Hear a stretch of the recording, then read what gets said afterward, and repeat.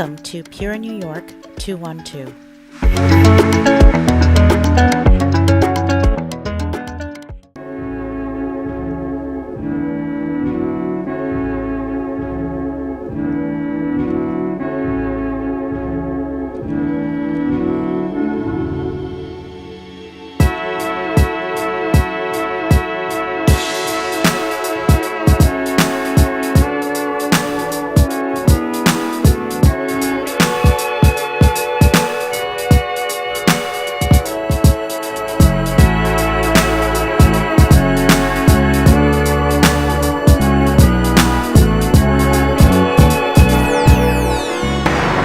The Upper East Side is actually comprised of three smaller enclaves: Lenox Hill, Carnegie Hill, and Yorkville.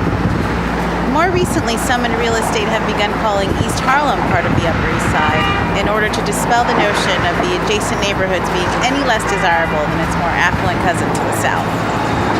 Traditionally thought of as beginning on 59th Street, it extends all the way to 96th Street on the north side. And it runs along Fifth Avenue, by Central Park, all the way to East End and the East River. With the newly expanded 2nd Avenue Q subway line, the Upper East Side is now more easily accessed than ever before.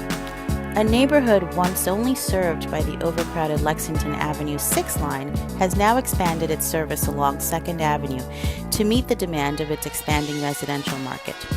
With new buildings going up throughout the Upper East Side, and specifically along 2nd Avenue, residents can now take the train all the way to 96th Street. This recent addition will undoubtedly have a lasting effect on rental markets and home values alike. In keeping with the MTA's underground art theme, the 2nd Avenue line has some of the most interesting subway art installations by artists such as Chuck Close, Sarah Sees, Vic Muniz, and John Sheen, making the commute home far more than just a ride. The Upper East Side is one of the most iconic neighborhoods in all of New York. It has been popularized by small screen shows like The Jeffersons and Sex and the City, as well as Hollywood movies like Breakfast at Tiffany's and Eyes Wide Shut. To call it a desirable place to live would be an understatement for many, as it offers a rich cultural backdrop, as well as first-rate shopping destinations like Bloomingdale's and the lively 86th Street Marketplace, with something for everyone. Statistically speaking, the Upper East Side is one of the safest and lowest crime areas in the city. White-collar workers outnumber blue-collars by 3-1.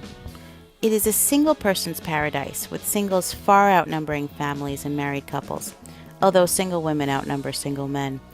The average incomes from millennials to 40-somethings hovers right around $100K, and consumer spending exceeds the national average across the board.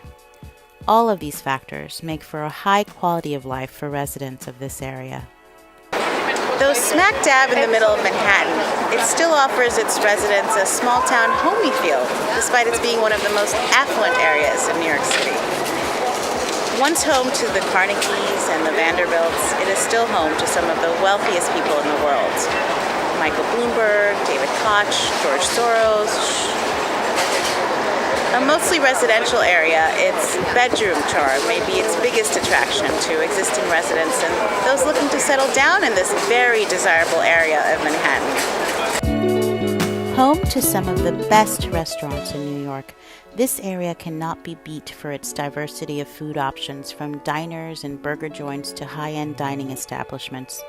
Food options truly run the gamut of world cuisine.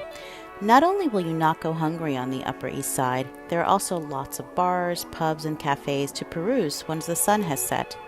From wine bars to gastropubs to beer gardens, the Upper East Side has it all for an exciting night on the town. Thank you for joining us on this Upper East Side journey.